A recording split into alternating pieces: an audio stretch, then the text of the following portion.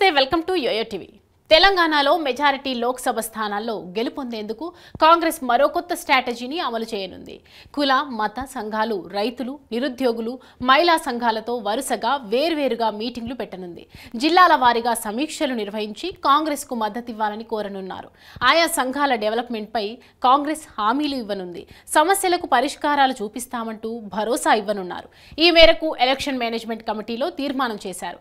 7 సభ్యులతో ఏర్పాటు చేసిన ఈఎంసీలోని ఒక్కో మెంబరు 2 పార్లమెంట్ సెగ్మెంట్లలో ఈ మీటింగ్లను నిర్వహించనున్నారు। స్థానిక లీడర్ల సహకారంతో ఒక రోజులో 2-3 కుల సంఘాలతో మీటింగ్లను నిర్వహించేందుకు కాంగ్రెస్ ప్రణాళిక రచిస్తోంది। ఈ మేరకు 2 రోజుల క్రితం గాంధీ భవన్లో స్టేట్ ఈఎంసీ మీటింగ్ జరిగింది। ఈ సమీక్షలో లోక్సభ సెగ్మెంట్ల రూట్ మ్యాప్ను తయారు చేసినట్లు ఓ మెంబర్ తెలిపారు। సోమవారం నుంచి ఈ టీం వర్క్ ప్రారంభం కానుంది। కాంగ్రెస్ పార్టీ జాతీయ స్థాయిలో ప్రకటించిన 5 న్యాయాలతో రిజర్వేషన్ల తొలగింపు అంశాన్ని కూడా హైలైట్ చేయనున్నారు।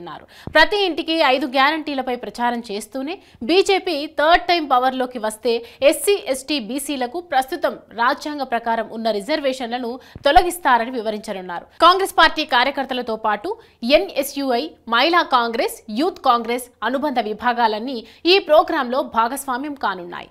పాంప్లైన్స్ రూపంలో ఇంటింటికి రిజర్వేషన్ రద్దు అంశాలను వివరించేందుకు పార్టీ రెడీ అయింది।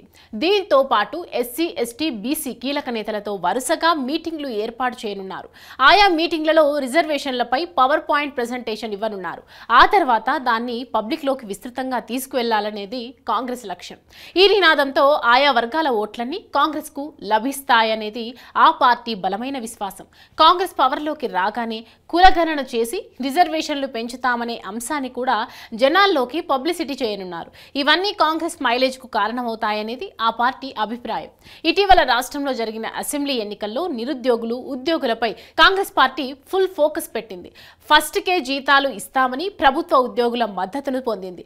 దీనివల్ల 2 లక్షలకు పైగా ప్రభుత్వ ఉద్యోగులు, ఆయా కుటుంబ సభ్యులు కాంగ్రెస్ కు అండగా నిలిచారనేది ఆ పార్టీ విశ్వాసం।